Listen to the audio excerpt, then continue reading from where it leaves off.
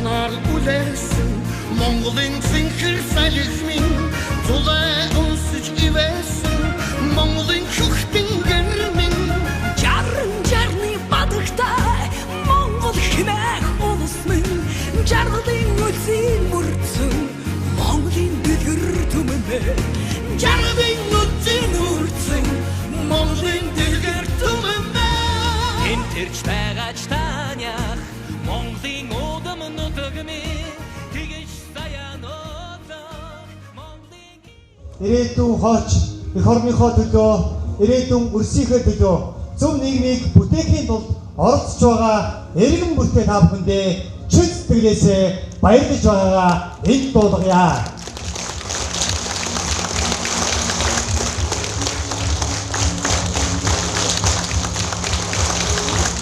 За бүгд хамтдаа хурал эхлэхийн өмнө Монгол улсын төрийн дуулаа бүгд хамтдаа сонсъё.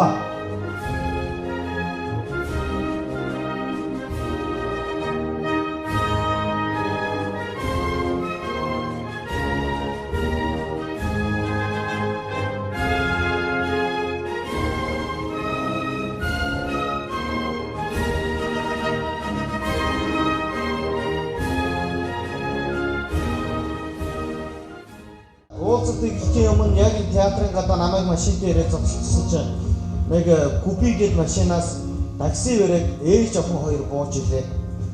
Яг гадаа ингээд зогсон чинь такси барьж ирээд уулзалтанд ирээд суудаг болчих. Мөнгө өгвөл уулзалтанд ирнэ гэдэг байсан бол суглаа хийгээд уулзалтанд хүмүүсийг урайлдаг байсан бол Монгол хүн өөрөө эх орныхон төлөө такси барьж ирээд уулзалтанд ирдэг болжээ.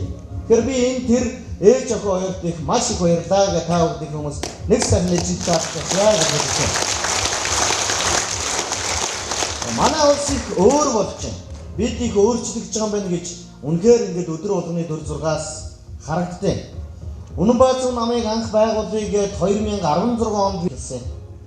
Тэр өдрөөс эхлээд энэ үйл хэргийг үргэлжлүүлье гэж 21 аймагаар яваад өнөөдөр хүртэл ингээд 3 жил тасралтгүй үйл ажиллагаагаа явуулж таниулаад өнөөдөр Захан нутгийн олон түмэнтэй энэ зааланд ингээд уулзаа сууж байгаадаа бол би маш их баяртай байна.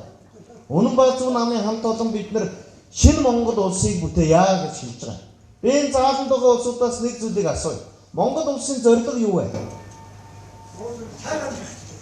Сайхан амьдрах. Монгол улсын бидэнд хэлсэн дээр одоо төрийн түвшээдийн хэлсэн улс чинь ийм зорилготой гэж хэлсэн улс байна. Зорилго байна уу? Байхгүй те. Яг үнэ таастаа мундаг. Нэг юм энгийн хууль үүдээ. Байгууллагынхаа эрхэм зорилго бүрийг байгууллагынхаа эрхэм зорилгыг ажилтан бүр нь мэдчихвэл тухайн байгууллага хурдан хөгжиж юм аа гэж. Тэгэхээр ажилтан бүрэн байгууллагын зорилгыг биелүүлэх гэж ажилт юм байна. 90 оноос хойш Монгол улсад Монголын ард түмэн биднэр ямар улсыг бүтээх юм бэ гэдэг зорилгыг хэлж өгөөгүй. Ардчилсан гоё улсад амьдрах юм аа гэж хэлсэн.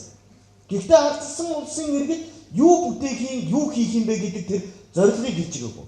Тийм учраас бид энэ ард түмэн өөрчлөлт шинжилгээг хүсэж байгаа бол энэ зорилгын эхлэл нь ямар өөрчлөлтийг хүсэж байгаа юм. Хүн болгон өөрийнхөө зүрхэнд эх орн минь ийм байж болохгүй тийм сайхан улсыг бүтээе гэсэн зорилго байгаа.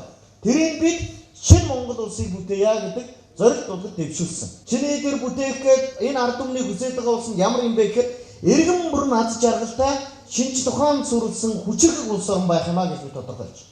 Монгол улсын иргэд аз жаргалтай байх юм бол тэр улсыг коммунист гинөө ардчлал гинөө бидэнд хамаагүй.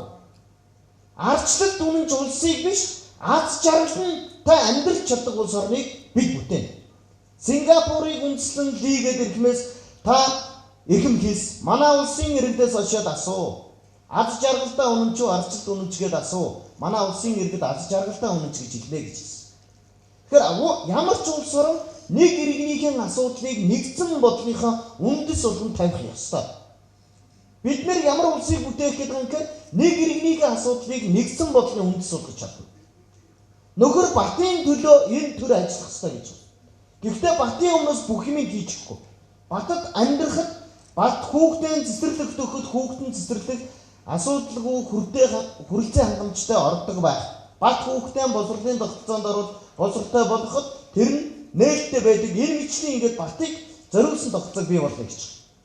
Тэгвэл би та бүхдээс ярианы ихэн дэс хөндлөн нэг зүйлийг асууя. Шудраг хүн дуртай юу? Дуртай. Шудраг хүн гарч ирвэл дэмчүү. За гараа уцч. Шудраг хүн гараад ирэх юм бол дэмжнэ гэ. За ёстой. За баярлалаа. Шудраг хүн гараад ирэх юм бол бүгд дэмжнэ гэж. Маш зөв. 2012 онд намайг манай сумын ардсан намаас ураад сумандаа арай засаг дарга хийгээч гэд хэсэг бүлэг улсууд урьсан. Би очиагүй. Яагаад гэж? Би өөрийгөө хитрхи шудраг гэж боддог. Чи шудраг юм бол яагаад нутагтаа очиж улсангүй гэж асууж магадгүй. Цөмөрө бодъё л доо. Би нутгийнхандаа очиод нэр дэвшүүл за манайхаа би үнэхээр шудраг ажиллана. Намайг та нар дэмжиж гаргаад өгөөрэй гэж хэлнэ. Нутгийнхан гаргаад өгнө. Засаг дарга болонгууд миний утас дуурнаа. Төрсөн ах залга гэж байна уу? Утга ахын дөө байна. Баярлалаа ах минь. Засаг дарга болсон баяр үгүй баярлалаа. Хөөш ахын дөө. Ахыг чин эхнэр хэдэн жилийн өмнө нэг бага ангийн багшаар төгссөн шүү дээ. Тийм ээ тий ахаа. Гэхдээ энэ хүн засаг төрийн ялгаанаас болоод ажилд орж чаддаг аа. Чи энэ хүнийг одоо засаг дарга болсон чи ажилд авна байгаа гэж хэлнэ. Би нутгийн түмэнд юу гэж амласан юм?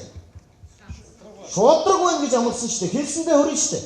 Ах минь би хэнийг нь халаад хэнийг нь ажилд авдیں۔ Нутгийн түмэнд шудраг байна гэж хэлсэн гэсэн чи төрсөн ах минь юу гэнэ гэж.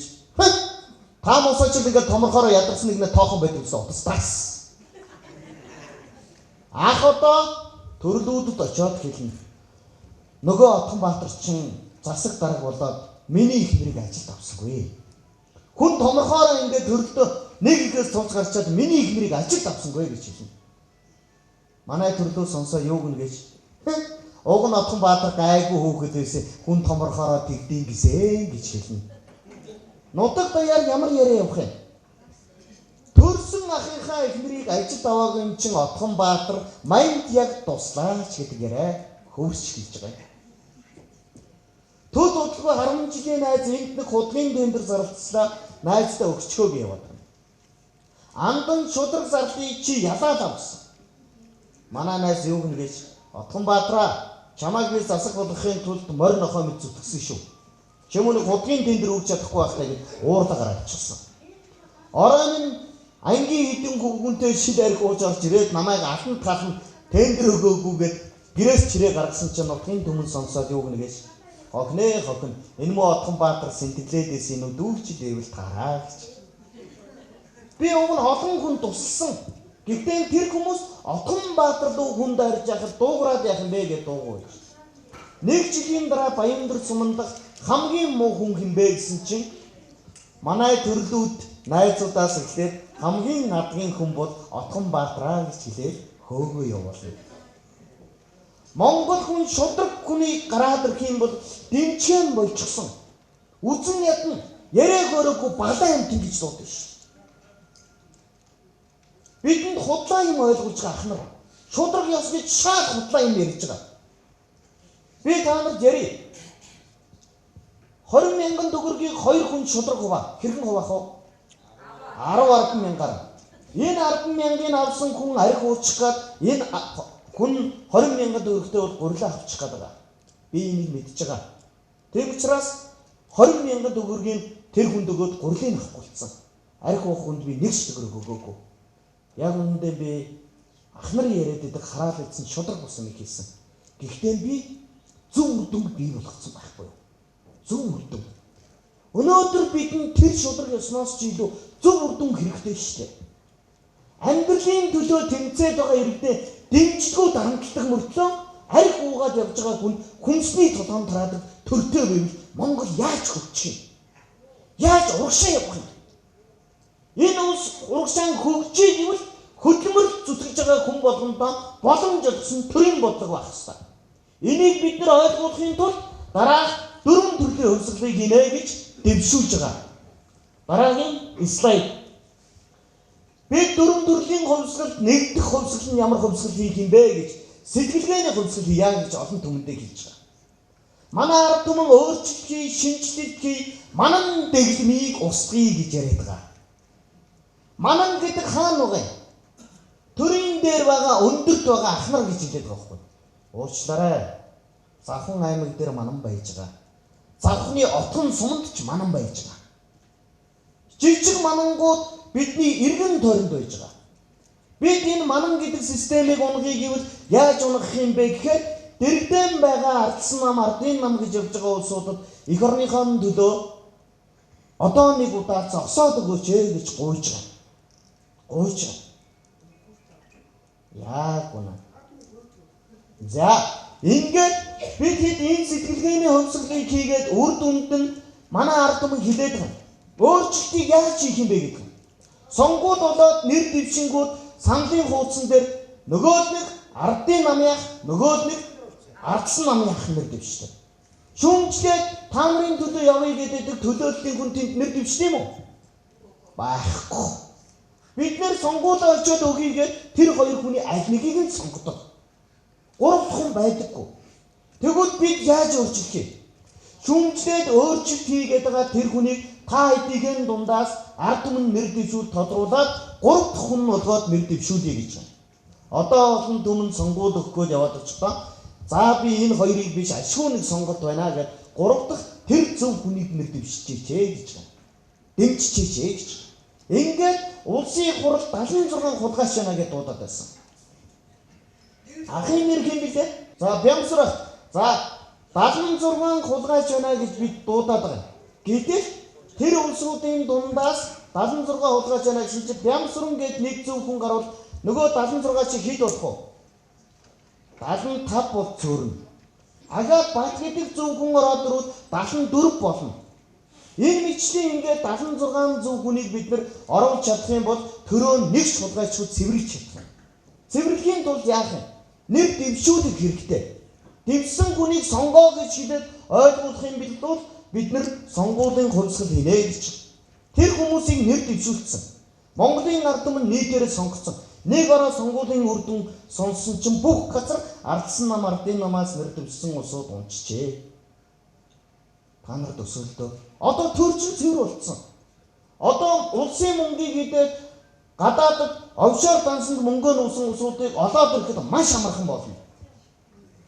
Энэ сонгуулийн хувьсгалыг хийсний дараа миний яриад байгаа саяны хариуцлагын хувьсгалыг хамтдаа хийя гэж. Хариуцлагын хувьсгалыг хийх юм бол тэрийг олоод ирсэн мөнгөөр хөгжлийн хувьсгалыг хийж болох юм байна гэж ярьж байгаа. Би та нарт бас нэгэн жишээ гэрээ. Нэг хүн маш сайхан хурдан морь худалдаж аваад маш их мөнгөөр худалдаж авсан. Маш сайхан хурдан морь худалдаж аваад хөндий өксөд авч уртын дуу аялаад авч ирсэн чинь тэр уулын орой дээрээс уулын цаанаас 5 дээрэмчин харж ирсэн. 5 дээрэмчин юу гэж ярьсан гэж энэ хурдан морийг сөмөрөө яаж энэ нөхрөө салгаж авах вэ? Гайхалтай хурдан морийг арга болцсон. Ямар арга хэрэгэлсэн гэхээр эхний дээрэмчин нөгөө хурдан морьтой хүн дээр давж ирээд юу гэж хэлсэн гэж эрхмээ та яагаад муур хөтөлсөн явсан бэ гэж хэлсэн. Юу муур би гайхалтай хурдан явж чинь чи юу ирээд байна гэж хэлсэн. Та муур хөтөлсөн явандаа ямар сони юм гэж хэлээд өнгөрсөн. Нөгөө хүн юу хэлээ өгнө хурдан морь энэ одоо мэлмийн нүдэн сонин хүн нөхөр юм байх таа гэж утсан. Агаад дөрвөн дээр үлдсэн дөрвөн дээрэмчний нэгэн давхиж ирээд эрхмээ та муур хөтөлсөн явнаа гэж хэлсэн. Яг нэг үгийг хоёр дахин давтаж хэлсэн. Юу үлээ би ч хурдан морь авсан арай гайгүй байгаа даа гэж бодсон. Агаад цаашаа явж байсан чинь 3 дахь дээрэмчин морийнхоо имэйлэнд ор чулуу хийчгээд иргэд хажууд нь давх гээд байсан. Мэдээж морийнхын имэйлэнд ор морь ингээд өргөж бургаад ингэсэн чинь бургаж байгаа та муур хөтөлсөн явнаа гэж хэлсэн. Энэ хүн муур хөтөлсөн гэж хүн нь худлаа ярьж болох ч гэсэн морин надаас үргэн гэж баймааргүй даа гэж бодож эхэлсэн. Агаад цаашаа явж исэн чинь үлдсэн 2 дээрэмчний нэгэн давхиж ирээд эрхмээ та муур хөтөлсөн юм гэж хэлсэн. Нөхөр хөтөлж явсан мориноос айж хэлсэн. Би одоо ямар шулам худлаад авцсан болов гэж бодоод. Агаад цаашаа явж исэн чинь 5 дахь хүн давхиж ирээд та ямар муу юм бэ? Муур хөтөлсөн яваад байх юм. Монгол хүнжтэй та гэж хэлсэн. Нөхөр би хурдан морь худалдаж аваагүй юм бэ. Би ад цэцгэр худалдаад авчичгээд морныхон сулбарыг хүндийд хаяад хар хөвчээрээ зүхтаа талгуулсан. Одоо хүндийд үлдсэн эзэнгүү морийг хэн чирээд авсан хулгай биш, дээрэм биш. Яг энэтэй адилхан 30 жилийн хугацаанд ах нар юу гэсэн бэ? Монгол хөгжихгүй гэж бидэнд итгүүлсэн. Бид нэр өдөрт нь та нар чадахгүй гэж хэлсэн. Яг ингэж давтаж хэлсээр байгаад бид нар ийм л байх ёстой юм байна гэдэгт нь тасчаад байгаа байхгүй юу? Үгүй ээ. Монгол хурдан морь. Гэхдээ бүр тэр наран хүүгийн шаргаас илүү хурдан морь байж чадна гэдэгт бид нар итгэдэг. Ийм учраас энэ улсыг шинэ Монгол улс болгож бүтээе. Иргэн бүхэн оролцооч гэж бид нар хэлж байгаа. Монголчуудын ажил хийх гээд очдог Солонгос улс газар нутгаараа дэлхийд 118 чигсэж байна. Харин Монгол эхний 18 чигсэж байна. Солонгос улсын газар нутаг манай Монгол улсын газар нутагтай харьцуулбал Хөвсгөл аймгийн хэмжээний газар нутаг ижлэхэн тэнцүү. Гэхдээ тэр Солонгосын ард түмний 4% сайн дур ядагч байгалийн баялаг байхгүй. Монгол улс газар нутгаараа 100 эхний 18 тордог, байгалийн баялагаараа 8 тордог. 3 сая ард түмэнтэй энэ ард түмнийх нь 65% нэн ядуу. Энэ хэний буруу юм? Итгэсэн бидний буруу юм уу? Итгэл хүлээгээд 30 жил төр өмдөн элэрч суусан ах нарын буруу юм уу? Ах нарын буруу. Төрийн албанд ажиллаад хууль бусаар баяжсан улсуудыг 3 үеэр нь төрийн албанд эргэж ажиллуулахгүй гэж байна. Төрийн албанд ажиллаж байгаа өндөр албанд очиад ажиллаж байгаа улсууд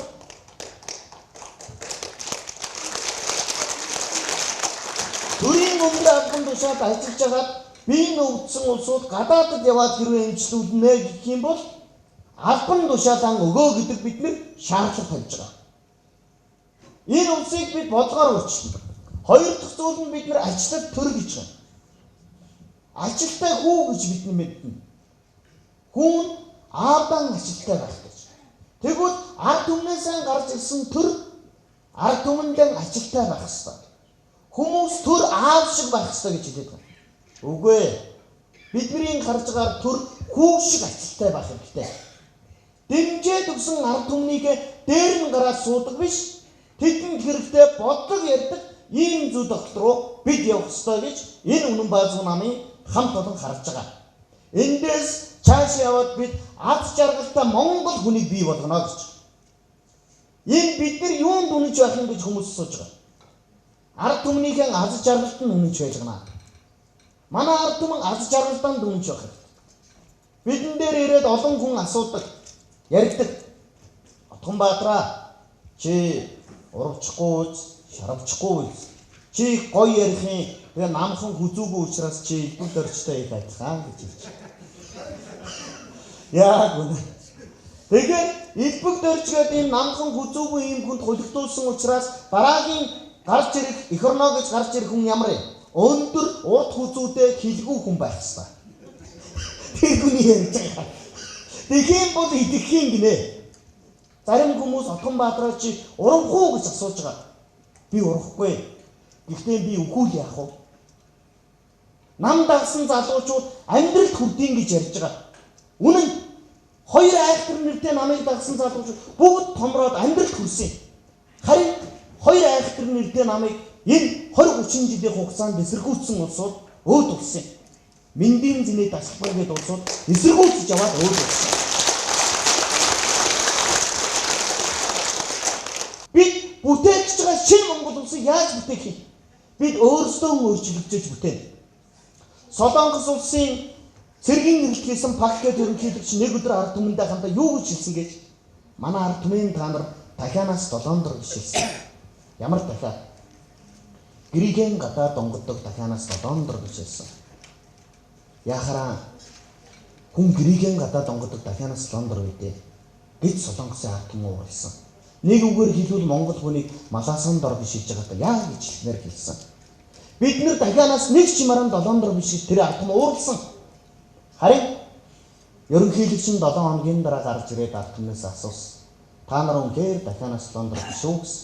Бишээ биш гэж хэлсэн. Тэгвэл нэг ч юмараа 7 дор биш юм бол өглөө грекийн гадаа донгоддог дахианаасаа эрт сэрчээ. Би хийх ажлыг чинь хэлээд өгөө гэж хэлсэн. Ерөнхийлөгчтэй хорсон ард түмэн өглөө эрт туссан ерөнхийлөгч нь хийх ажлын зааж өгөөд өнөөдрийн Солонгос орны үйлдвэржилт хөгжсөн байд юм байна. Улс төрч хүн гэдэг алаг ташууж бодхизм хийдэг хүнийг биш, улс орноо ард түмнээ дургуугийн хүргэж байгаа чамаагүй сэрэж дуудаж чаддаг хүнийг улс төрч гэж би ойлгодог.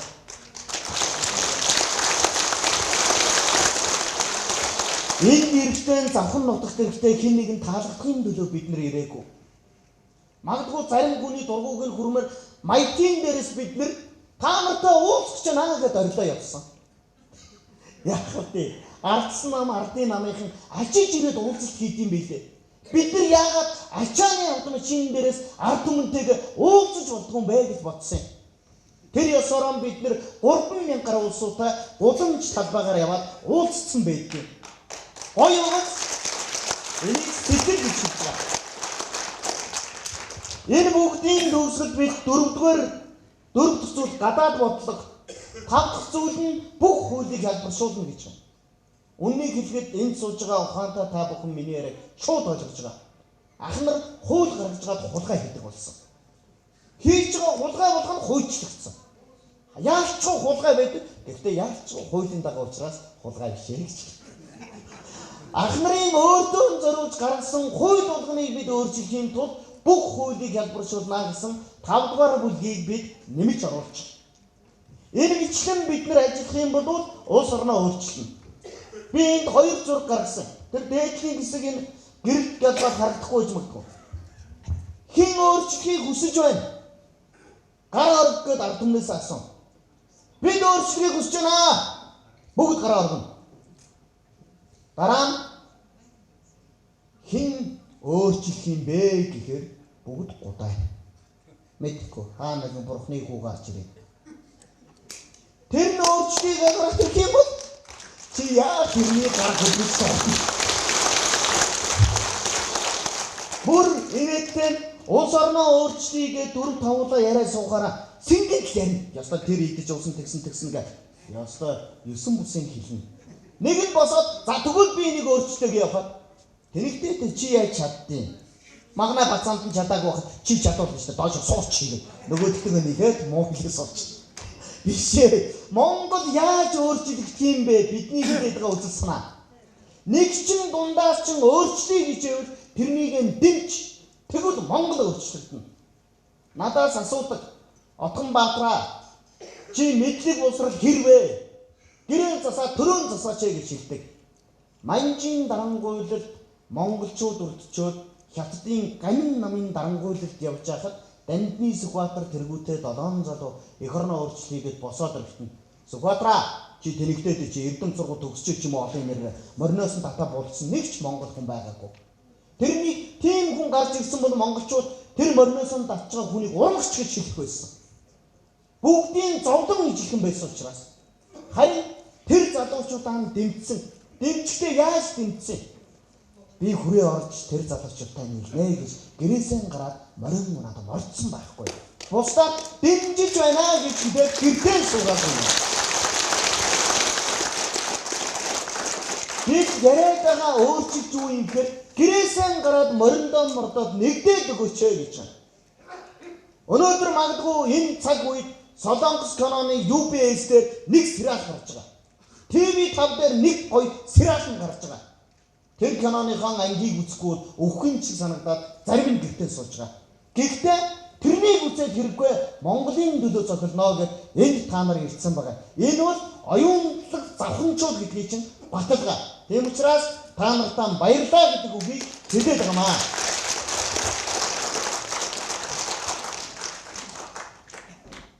Бид үр хүүхдийн төлөө юу хийж чадах вэ гэж. Аав хүүхийн төлөө ажиллаж байна. Зөв. Аав үр хүүхдийн төлөө амьдарч байна. Зөв. Бидний завхан нутагт уулзалт хийя гэд наашаа гарч байхад уулзалт хийнэ гэдэг сураг яваад байхад ах нь ажиллаа хийхгүй болохгүй байна гэд. Энэ заалан дотор сууж байгаа ган зэрэг гэд хүн завхнаас 1000 км яваад өмнө говийн зогццыг ороод ажиллаж ийсэн.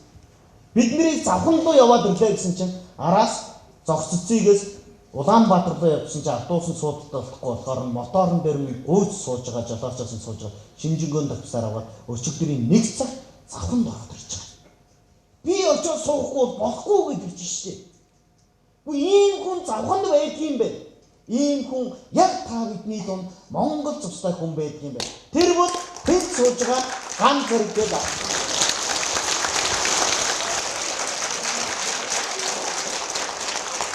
4,000 км нэрээс хийчээ төвхийд сууж байгаа хэрэгээ бодлоо. Ястаа нөгөө 40 хурж дөрөө дарсан хэрэг гэж чинь энэ хүн. Тэм учраас ийм сайхан улсууд завхан нутгийн дунд олон байна. Үр хүүхдийн хайртай хүмүүсийн төлөө юу хийж чадах вэ гэдэг нэг асуултыг та бүхэн өөрсдөөсөө асуугаарай. Хоёр дахь нь эх орныхон төлөө юу хийж чадах юм бэ? Юу хийж чадах вэ? Үр хүүхэд эх орныхон төлөө юу хийж чадах вэ? Дараагийн хэсэг. Энэнд би хоёр зүйлээр та бүгдийг хариулж байна. Та үр хүүхдийн эх орныхон төлөө сонгуулаа өгч чадах уу? Ямар ч ажилтай байсан ганц зэрэг ах шиг дахиж ирээд сонгуулаа өгөх хэрэгтэй. Өгтөө яг үнэ мөнгөөр худалдахгүй ашиг харахгүй. Та орцож чадах уу гэж. Би та нарт маш энгийн жишээг яриа. Ах нарт бидний тархийг өөрөөр угаадаг. Жишээ нь сонгуульд 10 хүн оролцлоо гэж цөмрөд тооцоолъё. 10 хүн оролцдгийн 2 нь нөгөө баталгаатай ардын намын гишүүд. Яаж ч гэсэн 2 хүн өөртөө санал өгнө гэдэг учраас ах нар Петр эдсэн ч манай намынхын дэмжих юм чинь. 2 нь нөгөө ардсан нам. Яаж ч байсан бид нарыг дэмжин.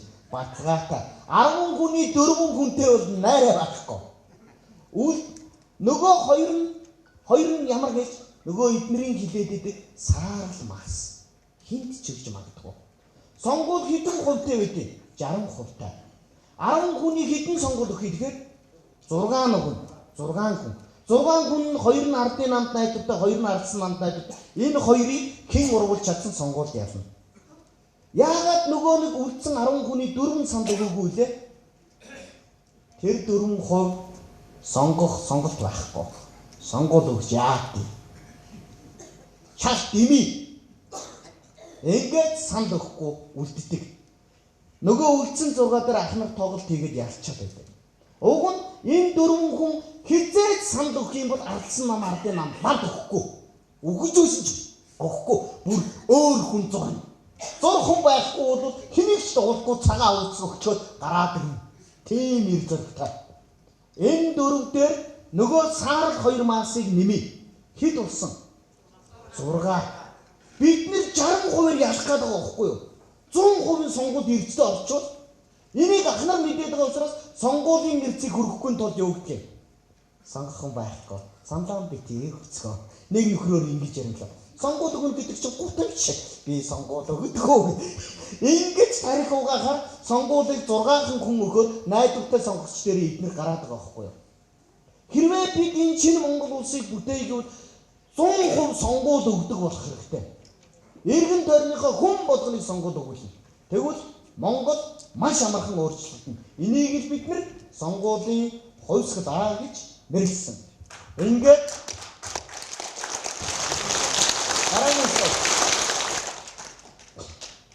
намынхан залуучууд хөөе манайхаа би ингэж явж байгаад нэг өдөр тоосолдуулчул яах вэ? Тэгэхээр яах юм? Отгонбаатар их гоё сайн хүн байсан гэдээ оршуулган дээр нь уйлаад маргаж тарах юм уу?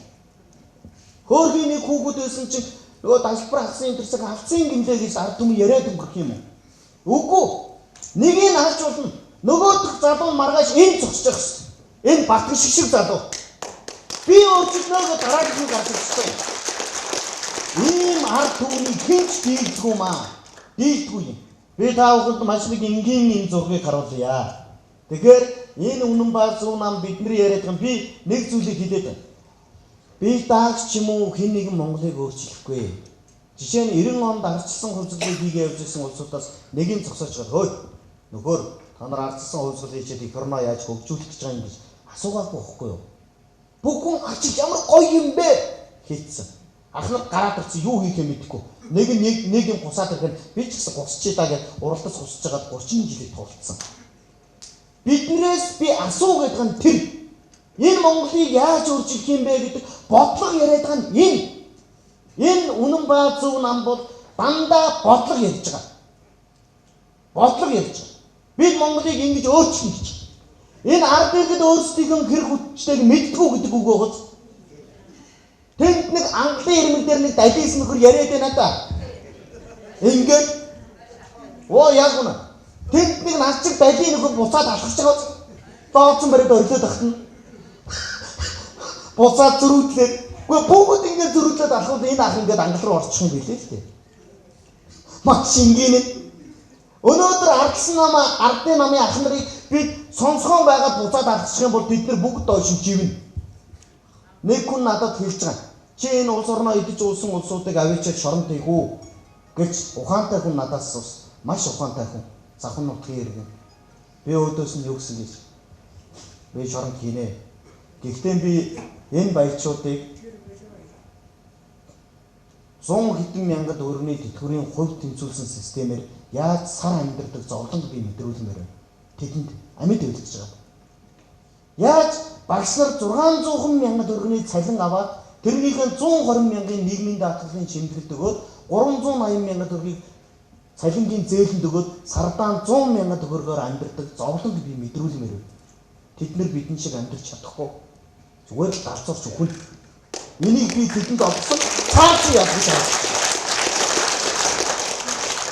Ер нь хүн гэдэг бол хэцүү юм байдаг шүү. Заваад ирэхээр би үгээд өгье гэдэг. Тэр хүслийг биелүүлж харсан. Би харин тэднийг энэ ард түмэн яаж амьдарч ирсэн бэ гэдэг амьдралыг тэдэнд ойлгуулъя гэж боддгоо. Алтай, дөрчтэй, тавтай ах хэлчнараа бидэнд хайргүй гэсэн юм уу? Яагаад бидний үед ийм нийгэм үлдээж байгаа юм бэ? Улсын чинь ийм болтол даварсан ах нарыг улаан цортол яагаад үндсэн бэ? Та нар буруугүй юм уу? Хэн буруутай юм? Хараалцсан тэр даргамраас илүү ах хэлж зовлон нэгтэй та нар минь буруутай шүү дээ.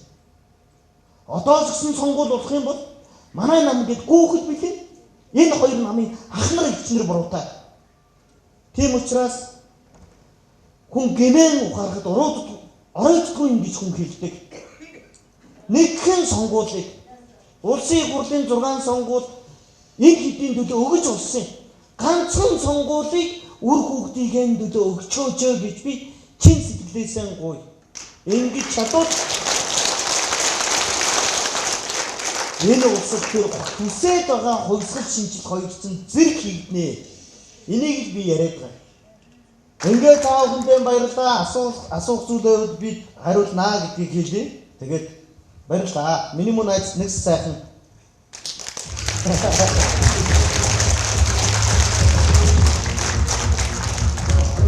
За Отонбаатар дараатай бүгд хамт та баярлалаа. Тэгээд дахин нэг сайхан хэлсэн хадаа уушгаар баяр хүргэе. За ингээд хурал үргэлжлэж байгаа Төмөн олон та бүхнийхээ санаа сэтгэлийг бол үнэн базар нам сонсон. За тэгээд та бүхэн маань бас өөрсдийнхөө сандын хуудасаас хурлын төгсгөлд явуулна, тэрэн дээр чөлөөтэй нийтдээ бичиж болно гэдгийг энэ дамжуулан хэлье. Ингээд бидэнтэй хамтарч нэгдэн ажиллаж байгаа Давк ахыг хүсэх хүндийн тайсаа өрж байна. Бид хамт та хадаа болчихлаа. Нутгийн хүний явтааваа.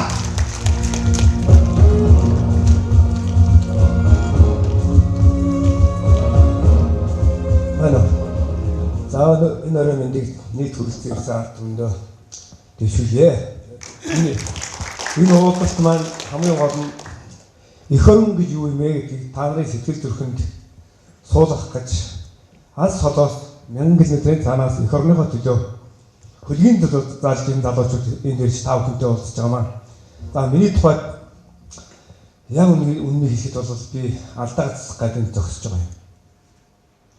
Би ардчсан намыг дэмжиж 30 жил явсандаа маш их харамсаж өнөөдөр энэ хэцүү нийгмийг та бүхэнд өгүүлж байгаадаа их харамсаж алдаа гацсах гэдэг хойч ирээд үеийнхээ хүмүүст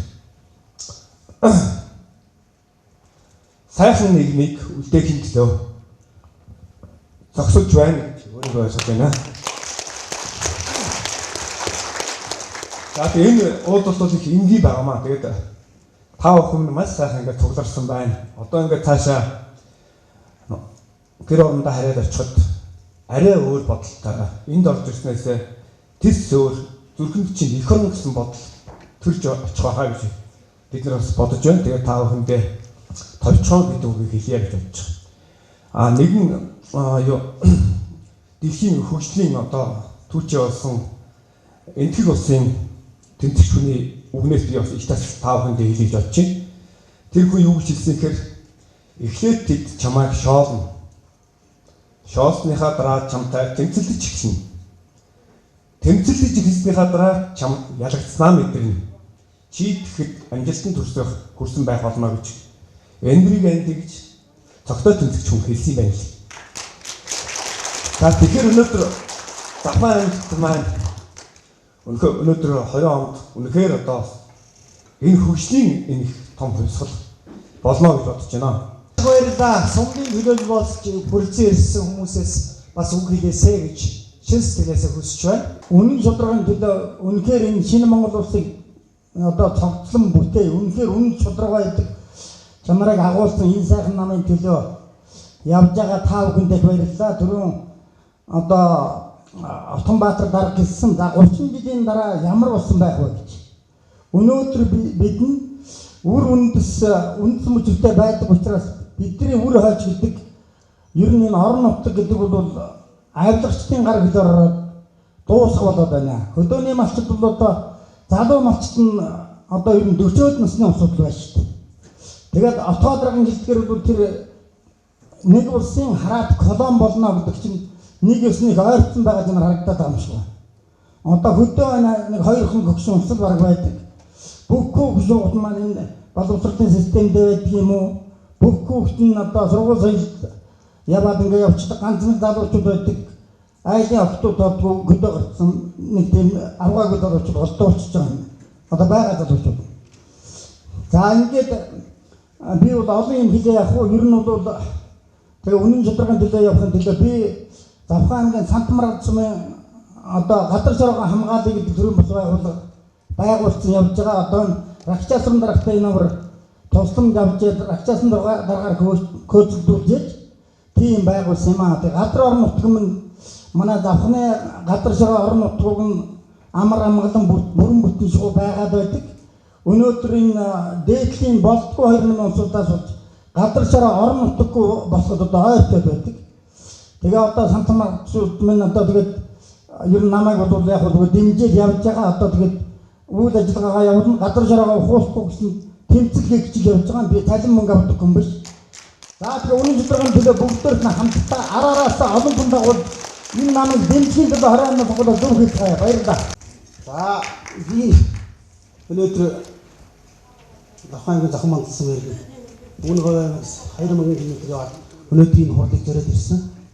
За зорж ирсний эргээ өгвөл нутгийн хаалтныг одоо энэ Монгол оронд болохгүй хөтгөх байгаа энэ шинэ Монгол улсыг нутагтаа байгуулахыг хүтээе гэж зорж ирсэн юм аа. За одоо нэг Монгол улс бол ерөөсөн нэг өөрсдөө шинжлэх цаг хугацаанд болсон. Болсны одоо энэ залуучууд маань энэ үнэн ба зөв намын энэ залуучууд маань үүсгэн байгуулж одоо шинэ Монгол улсыг байгуулах гэж миний нутагт ирсэн учраас тэрийг одоо зориод хүрээсэй. Ингээд энэ төрөлцсөн ирсэн хүмүүс та бүхэнд баярлалаа. Одоо ерөөс хүн бүхэн өнөөдөр айд гэр болгон амьдралын төлөө тэмцэж байгаа. Тэгэхээр өнөөдөр бүгдээрээ эх орны төлөө нэгдээд нийлээд тэмцэе гэж уриалж байна. Өнөөдөр бид энэ бооролд их мөнгө олж их баяжрах хүсэв шүү дээ. Ер нь өнөөдөр зориг хүч хоолгосноос болж бид нар сонгуулийг зөв өгч чадахгүй байсан. Би сонгуулийг зөв өгч чадаагүй. Тэр их зөв өгөөд зөв сонгочихоо тэгээд ялаад яваад байгаа юм биш үү те. Одоо ер нь бол биднээс ингээд өөрийнхөө нүдээр харахад өөрсдийнхөө нүдээр харахад Монгол орнд өөрчлөлт хийхгүй болохгүй гэдгийг Монголын иргэн бүр мэдж байгаа. Энийгээ биднээс яагаад ингэж чийжэндээ байлгаад тий энийг гаргах тэслэг цацрах цаг нь бол болцсон шүү дээ. Энийг хүнээс айхгүйгээр ардын намхан дээр ардсан намхаас айхгүйгээр тэр том дарга нар тэр том баян хөрөнгөтэй ахнараасаа айхгүйгээр сэтгэлээ гаргаач. Сэтгэлээ нээгээд биднээсээ нэгдээч. Бүгдээрээ энэ үнэн базууны аваад дэмжиж үр хүүхдийн төлөө их орныгоо ухуулахын төлөө хамтдаа зүтгэе. За сайн байцгаана уу? Би өөрөө нэг төвчөн танилцуулчаа. Би Өвөр Монголын өөртөө цохорны шийдвэн даашгүй Өвөр Монголын багшийн сургуулийн эдийн засгийн олон улсын эдийн засгийн харилцаар сурдаг оюутан лөө. Энэ чинь нэгдүгээр курс оюутан. Тэгээ Орчин Баатархыг бол ер нь бол үздэг телевизээр одоо ярьж байгаа текстбэкчийг бүгдийг ер нь сонсдог. Тэгээ одоо миний өөрийн судалж байгаа юм гэх юм бол би одоо өөрөө ингээд улс төрийг илүү судалж эхэлж байгаа байхгүй юу? Тэгээ энэ талаас ингээд судалгаа хийгээ үзэхэд бол ингээд нам гэдэг ямар ойлголттой ямар байдгүй гэдгийг би одоо яг өөрийн нэг ойлголт авч байгаа. Би одоо 22 настай. 22 настай мөртлөө би 18-аас хойш сонгуульд өгдөө би нэг удаа сонгуул өгөөд нэг удаа ерөнхийлөгчөөр сонгуул өгч байсан. Гэтэ би өөрөө бол ерөөсөө өгж байгаагүй нэг сонгуул ерөөсөө ойлгохгүй байсан.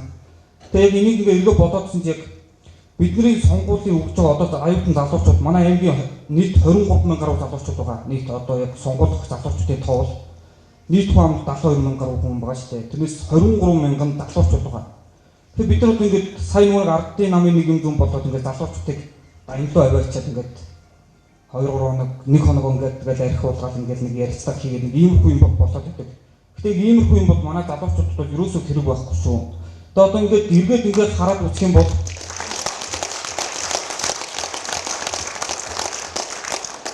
эргээд ингээд хараа үзэх юм бол одоо миний наснаас ахгуулаад 18-аас 35 насны залуучууд энэ танхимд байна уу гэхээр тийм цөөхөн яг ийм ойлголт бол байхгүй.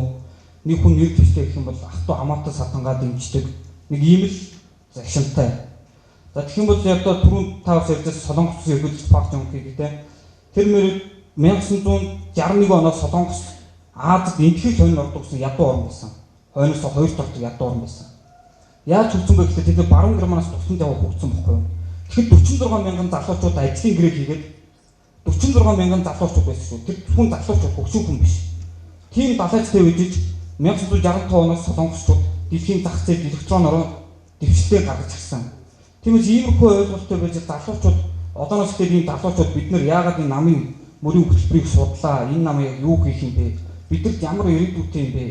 Миний өгж байгаа санал надаа болон миний үр хүүхдэд ямар ашигтай юм бэ гэдгийг бид нар илүү сайн ойлгох хэрэгтэй. Үнэхээр заримдаа ингээд нэг бухимдмаар зүйл гарч ирдэг байхгүй юу? Би биендээ дээрхүү ханддаг, аль нэг нь намаар нь ялгуулдаг. Яагаад үнэн ба зөв намын хатууг шимжих юм бэ гэхээр хэрв бид ялчих юм бол таны хүүхэд ардын намын батлагтай, улаан батлагтай байна, ажил авахгүй гэж хэлэхгүй байхгүй юу? Таны хүүхэд чадвартай байна уу гэж асуу. Чадвар нь тэнцэж байна уу үгүй юу?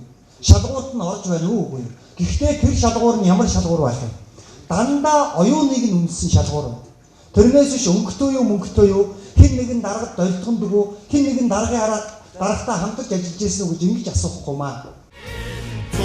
Сонар үлээсэн Монголын зинхэр салхимын тулай өнсөж ивэсэн Монголын хөхтэн гэрмэн Жарны бадагтай Монгол хэмээх улс минь Жаргалын үлзийн мөрцөн Монголын дэлгэр түмэнэ Жаргалын үлзийн мөрцөн Монголын дэлгэр түмэнэ Энэ тэрч байгаач танях Монголын удам нутагмын тэгэж саянуудаа Монголын Хэрв эхлэл зүг байж чадах юм бол төгсгөл зүг байх юм аа гэж.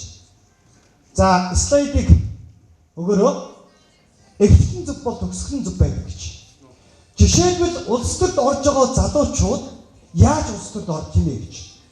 Хэн нэгэн ахад долдгоноч. Хэн нэгэн ахын зүнхийг барьж. Аль эсвэл хэн нэгэнд мөнгө хандаг өгч улс төрд ордог юм байна. Яг энэ тогтолцоо сүүлийн 30 жилийн хугацаанд үргэлжилсэн. Нөгөө нэг ардын намын нийгмийн ардч Монголын залуучуудын холбоо, нөгөө нэг ардсан намын ардсан залуучуудын холбоо. Энэ холбоо. Тэгвэл Үнэн ба Зөв намын залуучууд бид мөнгөгүй сонгуул хийх гэж. Мөнгөгүй сонгуул хийх гэж. Мөнгөгүй сонгуул хий. Яаж мөнгөгүй сонгуул хийх юм бэ гэж. Сумын иргэдийн хурал, аймгийн иргэдийн хурал, нийслэлийн иргэдийн хурал. Зааман дээрээс нь улсын их хурал гэдэг.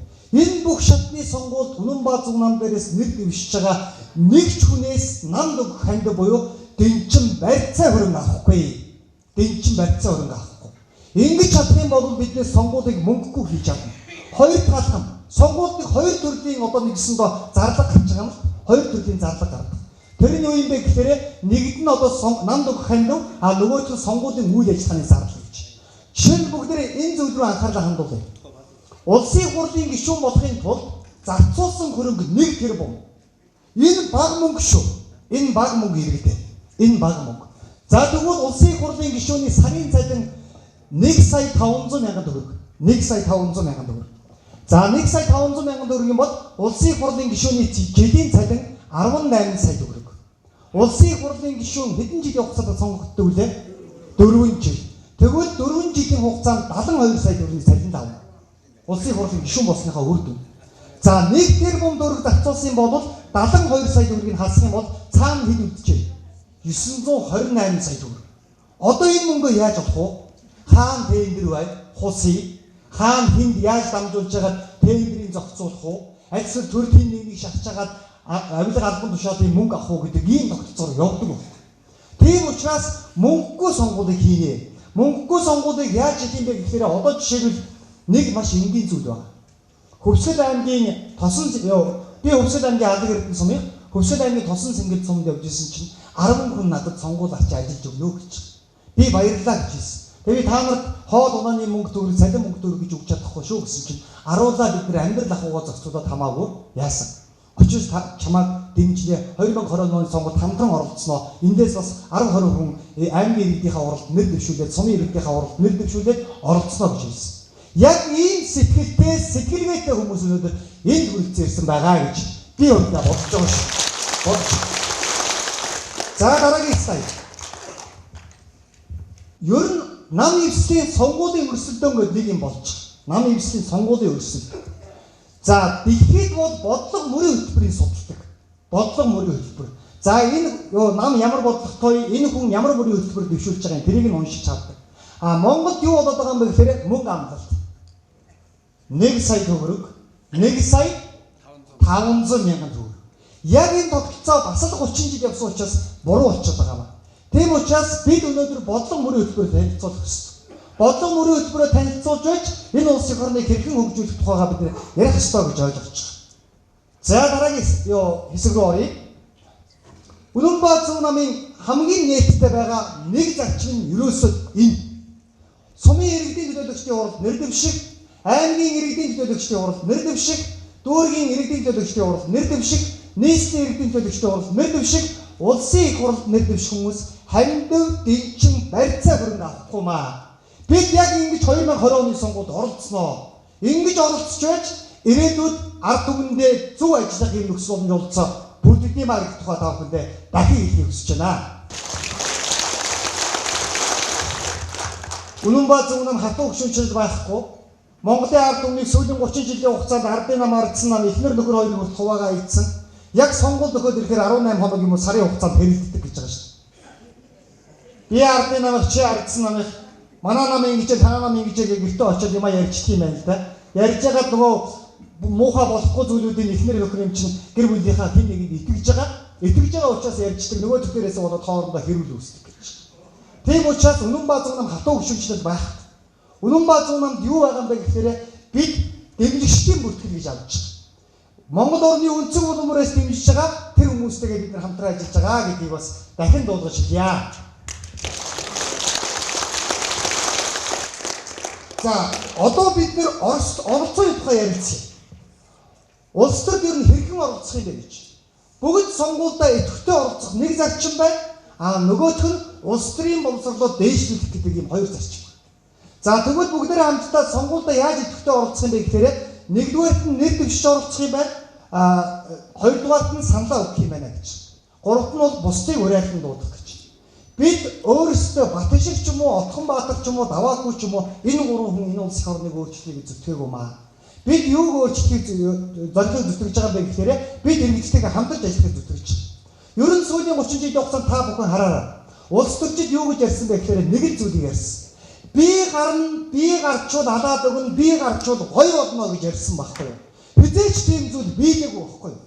Тийм учраас бид гарч чадах юм бол бид бүгдээрээ оролцож чадах юм бол ялна гэдгийг бүгдээрээ хамтдаа энд нэг сайхан тийм ээ хэлхэн зүйл бол яг ингэж. Тэгээд альва сонгуульд оролцохдоо бид юу гэж барах юм бэ гэхээр хүнээ судалдаг байх юм байна, мөрийн хөтөлбөрийг судалдаг байх юм байна, намыг нь судалдаг юм тогтолцоо руу явах юм байна байна гэж. Яагаад Япончууд солонгосчууд хөгжсөн бэ гэсэн чинь нэг л зүйл анзаарчихсан. Бүх хүмүүс сонгуул болохоор сонгуульдаа маш их идэвхтэй оролцдог. Нэгдүгээр. Хоёрдугаар дэвшүүлж байгаа мөрийн хөтөлбөр бодлоготой танилцдаг ийм л хоёр зүйл байна. Тийм учраас тэндээс сонголтоо хийдэг ийм зарчим байд юм шүү гэдгийг хэлье. За дараагийн слайд явъя. За 2019 оны 9 сарын 1-ний өдөр энэ бол сайхан мэдээ гэж. Энийг бол би маш сайн мэдээ гэж та бүхэнд хэлнэ. Үнэнбаа намын дэмжигч 68452 болсон байна. Монгол орны өнцөг улам бүрээс хамбуулж. Нэр дэвших хүмүүс 14000 хэрэгтэй. Монгол орны өнцөг улам бүрт нэгэсэндээ бүх шатны сонгуульд нэр дэвшиж өрсөлдөх 14000 хүн хэрэгтэй бол энэ 14000 хүнээс 6348 хүн бүрдсэн байнамаа. Энэ 14000 хүн чадвар бол энэ дэмжигч нар магадгүй 100,000, 200,000, магадгүй 500,000 сая болж чадах юм бол Үнэнбаа нам яаж ард түмнээ зөв нийгэмд амьдруулах ийм одоо чиглэл рүү бүгдээрээ хамтдаа явна гэдгийг бас энд дахин хэлье. За одоо нэг зүйл бид яаж хөгжих юм бэ гэж. Бид яаж хөгжих? Үнэнбаа намд ямар бодлого, ямар мөрийн хөтөлбөр байгаа бэ гэж. Та бүхэн энэ зургийг хараарай. Монгол улсын ойн нойц ийм болсон. Маш харамсалтай. Монгол улсын яг одоо байгаа Монгол улсын ойн нойц ийм болсон. Бид ухаад өгье гэдэг сэтгэлгээгээр амьдэрсэн. Одоо Монгол улсын эдийн засгийн 70-80% нь юун дээр тогтчихв? 70-80% нь уул уурхай дээр тогтчих. Тийм учраас бид ухахгүйгээр яаж амьдарч болох юм бэ гэдэг тухай би та бүхэндээ энэ одоо хурлаараа дамжуулан танилцуулж ярих гэж бодсон. Дараагийн слайдыг харъя. Хамтдаа хэрхэн хөгжих юм бэ гэж. Монгол улс хамтдаа хөгжих боломж олцоо байна. Маш энгийн зүйлээс би яриагаа эхлэе гэж бодож байна. Энэ юу вэ гэхээр 5 хөшөө мал байна.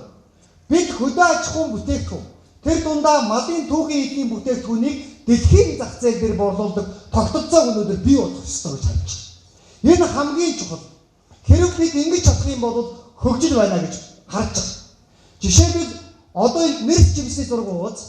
Энэ нэрс жимсийг бид нэр дэлхийн брэнд болгох ёстой. Дэлхийн брэнд болгох ёстой. Хажууд нь байгаа саримс биш. Энэ танай нутгийн саримс баха.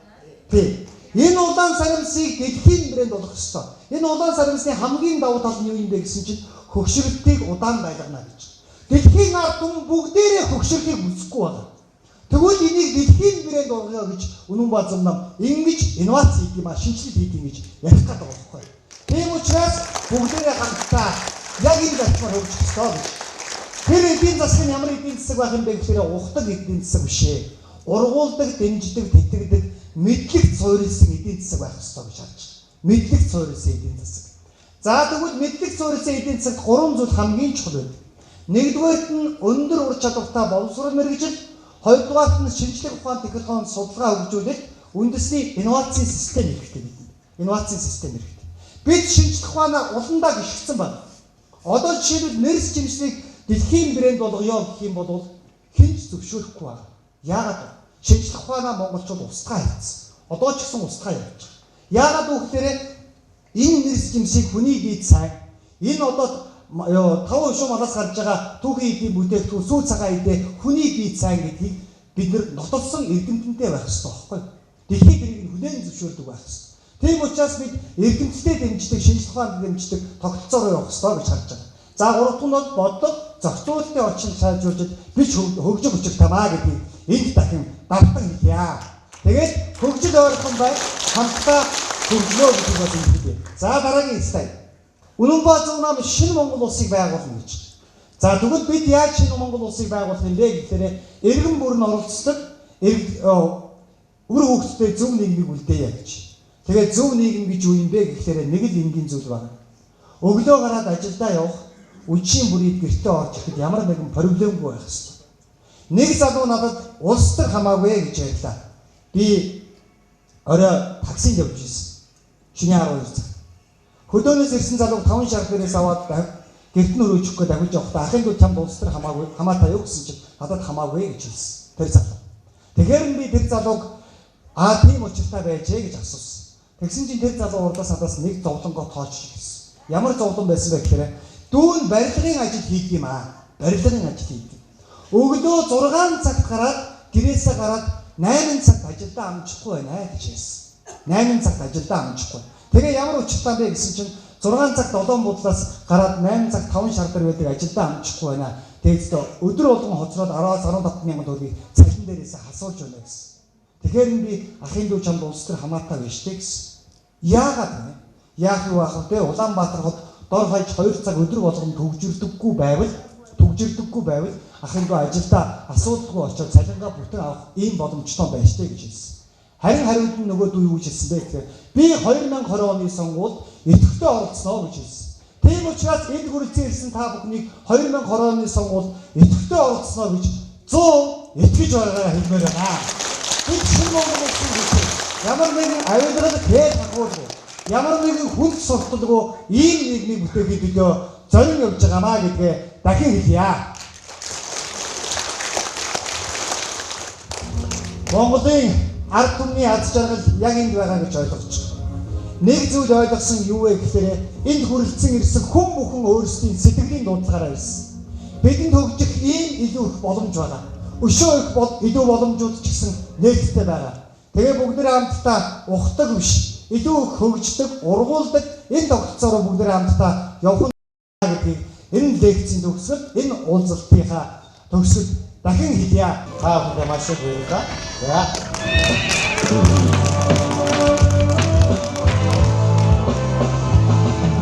Тайрын гараад ирж байгаа зүгээр хамтдаа хамт зураг авах.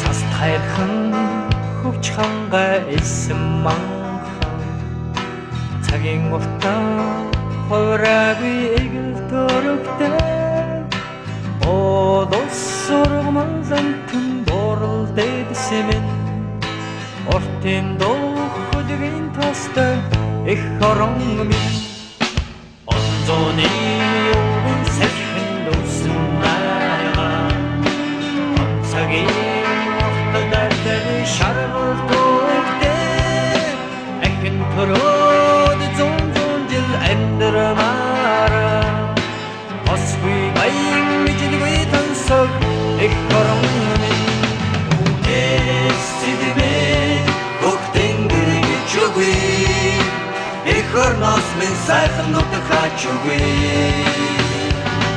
үнэс сидүү хайрлах шүтэн үгүй их хорноос минь сайхан нутаг хач үгүй